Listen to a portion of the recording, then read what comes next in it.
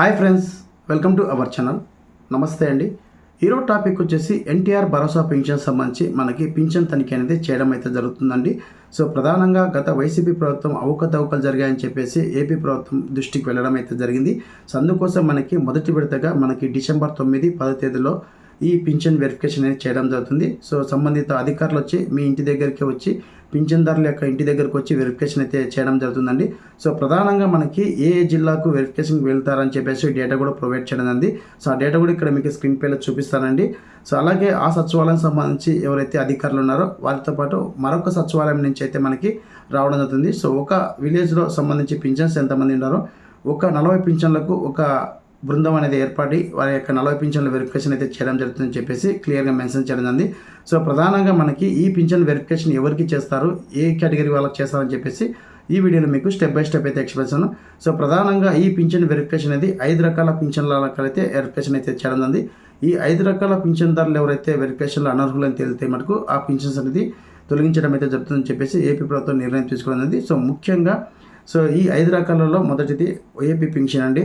అలాగే 2 వచ్చేసరికి విడో పింఛను, 3 వచ్చేసరికి డిజేబుల్ పింఛను, 4 వచ్చేసరికి సింగిల్ ఉమెన్ పింఛను, 5 వచ్చేసరికి చేనేత కార్మికుల పింఛన్ అండి. సో ఈ 5 రకాల పింఛన్స్ అనేది మనకి ఏ జిల్లాకు ఏ సెక్రటరీకి వెరిఫికేషన్కి వెళ్ళాలని చెప్పేసి డేటా కూడా ఇవ్వడం జరిగింది. ఆ సచివాలయం దగ్గరికి వెళ్ళి వెరిఫికేషన్ అయితే చేయడం జరుగుతుందండి. సో ప్రధానంగా ఈ 5 రకాల పింఛన్స్ అనేది మనకి వెరిఫికేషన్ అయితే చేయడం జరుగుతుంది. సో ఈ వెరిఫికేషన్ సంబంధించి గ్రామ వార్డు సచివాలయం ఎంప్లాయీ, అలాగే సంబంధిత మండలంలో, అలాగే మున్సిపాలిటీ సంబంధించి కమిషనర్ కానీ, అలాగే ఎంపీడీఓ సార్ కానీ ఈ తనిఖీలు అయితే చేయడం జరుగుతుంది. ఖచ్చితంగా పింఛన్దారు యొక్క ఇంటి దగ్గరికే వెళ్ళి వెరిఫికేషన్ అయితే చేయడం జరుగుతుందండి. సో ఈ వెరిఫికేషన్ ప్రాసెస్లో ఖచ్చితంగా పింఛన్దారులు అయితే అందుబాటులో ఉండాలని చెప్పేసి కూడా ఏపీ ప్రభుత్వం నిర్ణయం తీసుకోవడం జరిగింది.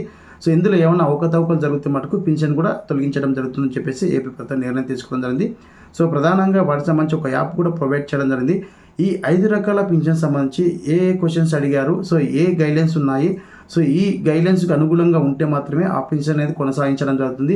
సో ఈ గైడ్లైన్స్కు అనుకూలంగా లేకుంటే ఆ పింఛన్ అనేది తొలగించడం జరుగుతుందని చెప్పేసి ఏపీ ప్రభుత్వం నిర్ణయం తీసుకున్నది. సో అటువంటి క్వశ్చన్స్ ఏం రైట్ చేశారు, సో ఎలా వెరిఫికేషన్ చేస్తారు ఏంటనేది ఇప్పుడు మనం యూజర్ మాన్యువల్ అయితే మనకి ప్రొవైడ్ చేయడం జరిగింది. సో వచ్చినటువంటి అధికారులు ఏ విధమైన క్వశ్చన్స్ మిమ్మల్ని రైట్ చేస్తారు, సో ఏ విధంగా మిమ్మల్ని అడగడం జరుగుతుందని చెప్పేసి ఈ వీడియోలో మీకు స్టెప్ బై స్టెప్ అయితే ఎక్స్ప్లెయిన్ చేస్తాను. సో ప్రధానంగా ఈ 5 రకాల పింఛన్ సంబంధించి ఆల్ కేటగిరీ, ఈ 5 రకాల కేటగిరీ పింఛన్ సంబంధించి గతంలో ఉన్నటువంటి 60 బ్యాలెన్స్ ఉన్నాయా, ఏమైనా కొత్తగా మార్పు చేశారని చెప్పేసి ఇప్పుడు మనం చూద్దామండి. సో ప్రధానంగా మనకి ఈ అప్డేట్ అయితే తీసుకురానుంది ఏపీ ప్రభుత్వం. ఖచ్చితంగా పింఛన్దారులు ఎవరైతే ఉన్నారో ఈ 5 రకాల పింఛన్లు అనర్హులు అయితే మటుకు ఖచ్చితంగా పింఛన్ తొలగిస్తామని చెప్పేసి ఏపీ ప్రభుత్వం నిర్ణయం తీసుకున్నది. నిజంగా వాళ్ళు అర్హులై ఉంటిగినా వాటికి సంబంధించి వెరిఫికేషన్ ప్రాసెస్లో అర్హులై ఉంటిగినా వాళ్ళని కొనసాగిస్తామని చెప్పేసి ఏపీ ప్రభుత్వం నిర్ణయం తీసుకోవడం జరిగింది. సో ఇక్కడ మనకి గ్రామ వార్డు సచివాలయం సంబంధించి ఎవరైతే ఎంపీడీఓ సార్ కానీ, అలాగే మున్సిపల్ కమిషనర్ ఎవరుతున్నారో వారికి ఒక యాప్ అయితే ప్రొవైడ్ చేయడం జరిగింది. ఆ యాప్లో వెరిఫికేషన్ అయితే చేయడం జరుగుతుంది. ఈ యాప్ కేవలం ఎంపీడీఓ సార్ అలాగే మున్సిపల్ కమిషనర్ వాళ్ళు మాత్రమే లాగిన్ అవ్వాల్సి ఉంటుంది. సో లాగిన్ అయిన వెంటనే సంబంధిత సెక్రటరీ ఏ సెక్రటరీ ఉందో ఆ సెక్రటరీ డేటా అనేది రావడం జరుగుతుంది. ఆ సెక్రటరీ సెలెక్ట్ చేసుకునే వెంటనే మనకి లబ్ధిదారు యొక్క డీటెయిల్స్ అంటే పింఛన్దారు యొక్క డీటెయిల్స్ అయితే రావడం ఉంది.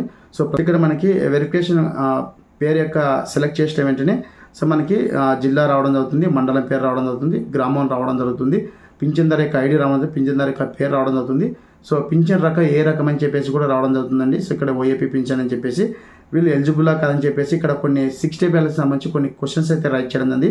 సో పింఛన్దారు యొక్క స్టేటస్ని ఎంచుకోండి, అంటే వాళ్ళు లైవ్లో ఉన్నారా, ఏమన్నా చనిపోయారా, లేకుంటే అందుబాటులో లేదని చెప్పేసి ఒక క్వశ్చన్ అయితే రైట్ చేయడం ఉంది. సో వాళ్ళు లైవ్లో ఉంటే లైవ్ ఆప్షన్ సెలెక్ట్ చేసుకొని వాళ్ళకి ఫర్దర్గా నెక్స్ట్ క్వశ్చన్ అయితే తెలియజేయడం జరుగుతుంది.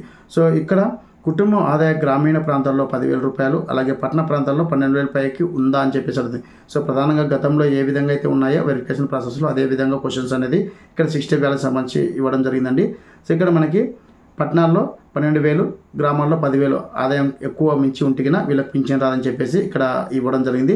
అలాగే ఇక్కడ మనకి 3వ క్వశ్చన్ వచ్చేసరికి కుటుంబంలో 3 ఎకరాల కంటే ఎక్కువ మాగాని కానీ 10 ఎకరాల కంటే మెట్ట 2 కలిపి 10 ఎకరాల లోపల ఉంటేనే వాటికన్నా ఎక్కువగా ఉంటే కన్నా పింఛన్ రాదని చెప్పేసి ఇక్కడ క్వశ్చన్ రైట్ చేయడం జరిగింది.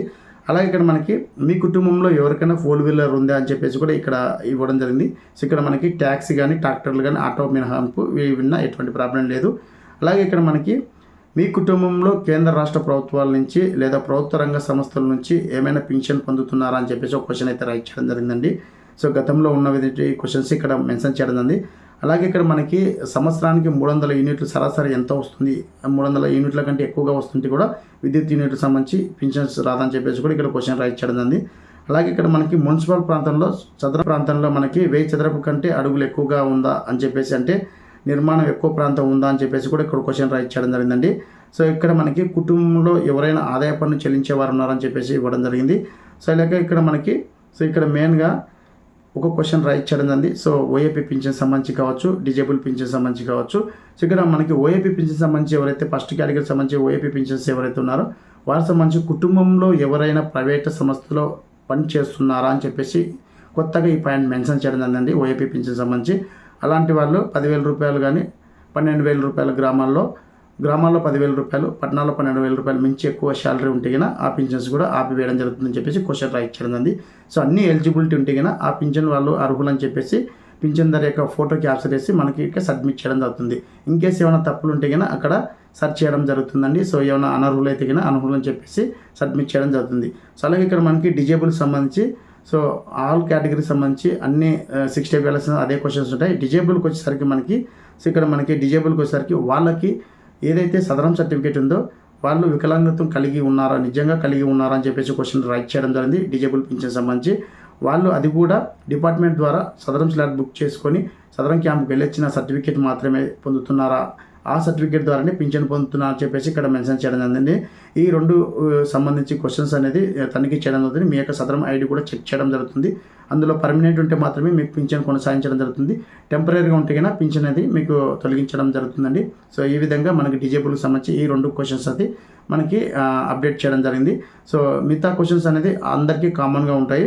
అలాగే ఇక్కడ మనకి వీడియోకి సంబంధించి కానీ అలాగే సింగిల్ ఉమెన్ సంబంధించి కానీ ఇక్కడ మరో 2 క్వశ్చన్స్ అయితే రైట్ చేయడం జరిగింది. ముఖ్యంగా సో పింఛన్దారులు పునర్వివాహం ఏమైనా చేసుకున్నారా అంటే, పునర్వివాహం అంటే భర్త చనిపోయిన తర్వాత విడో పింఛన్ పొందుతూ 1 సంవత్సరం తర్వాత కానీ 2 సంవత్సరాల తర్వాత కానీ 2 సంవత్సరాల తర్వాత కానీ మళ్ళీ ఏమన్నా మ్యారేజ్ చేసుకున్నారా అంటే పెళ్లి చేసుకున్నారా అలాంటి వాళ్ళు ఉన్నా కూడా పింఛన్ తొలగించవచ్చు అని చెప్పేసి ఏపీ ప్రభుత్వం నిర్ణయం తీసుకోవడం జరిగింది. అలాగే ఈ పింఛన్ సంబంధించి వాళ్ళు ఎటువంటి వివాహం చేసుకోలేదు, సో విడోగానే ఉన్నారని చెప్పేసి వాళ్ళు వచ్చినటువంటి అధికారులు ఎంక్వైరీ చేసి మీ పింఛన్ నిజంగా ఎలిజిబిలిటీ ఉంటే కన్నా మీకు ఫోటో క్యాప్చర్ చేసి సబ్మిట్ చేయడం జరుగుతుంది. అలాగే సింగిల్ ఉమెన్ కూడా సేమ్ అండి. సో వాళ్ళు భర్త వదిలేసి ఏమన్నా పింఛన్ పొందుతాం లేదంటే మళ్ళీ పింఛన్ తీసుకున్న 2-3 సంవత్సరాల తర్వాత ఏమన్నా మళ్ళీ భర్తను కలిసి ఉన్నారా అని చెప్పేసి అలాంటి వెరిఫికేషన్ కూడా చేయడం జరుగుతుంది సింగిల్ ఉమెన్ పింఛన్ సంబంధించి. అలాగే మనకి చేనేత కార్మికులకు సంబంధించి పింఛన్ ఎవరైతే పొందుతారో వాళ్ళు ఆ వృత్తిలో ఉన్నారా లేదా అని చెప్పేసి అడుగుతుంది. సో ఆ వృత్తిలో ఉంటే కన్నా ఉన్నట్టుగా లబ్ధిదారు యొక్క ఫోటో అనేది తీసి క్యాప్చర్ చేసి పింఛన్ అనేది మనకి ఎలిజిబుల్ చేయడం జరుగుతుంది. సో ఈ విధంగా మనకి 5 రకాల పింఛన్ సంబంధించి మనకి ప్రధానంగా ఏపీ ప్రభుత్వము వెరిఫికేషన్ అయితే చేయడం జరుగుతుందండి. సో ఈ సంబంధించి డేటా అనేది ఏ సచివాలయకు వెరిఫికేషన్ చేయాలి ఎలా అంటే అని చెప్పేసి ఏ సచివాలయకు వెళ్ళి వెరిఫికేషన్ చేయాలి ఆ డేటా కూడా 26 డిస్ట్రిక్ట్లకు సంబంధించి డేటా కూడా ఇవ్వడం జరిగింది. ఆ డేటా ఇక్కడ మీకు స్క్రీన్ పైన చూపిస్తానండి. సో ఈ విధంగా ఈ 5 రకాల పింఛన్ సంబంధించి వెరిఫికేషన్ అయితే చేస్తున్నారు. ఇందులో ఎవరైతే అనర్హులు ఉంటారో వాళ్ళ పింఛన్ అనేది తొలగించడం జరుగుతుంది. సో ఎలిజిబుల్ అయిన వాళ్ళు నెక్స్ట్ మంత్ పింఛన్ అనేది రిలీజ్ చేయడం జరుగుతుంది చెప్పేసి ఏపీ ప్రభుత్వం నిర్ణయం తీసుకున్నది. ఇదండి పింఛన్ సంబంధించి అప్డేట్. మరొక వీడియోతో మీ ముందుకు వస్తాను. Thank you so much. జై హింద్.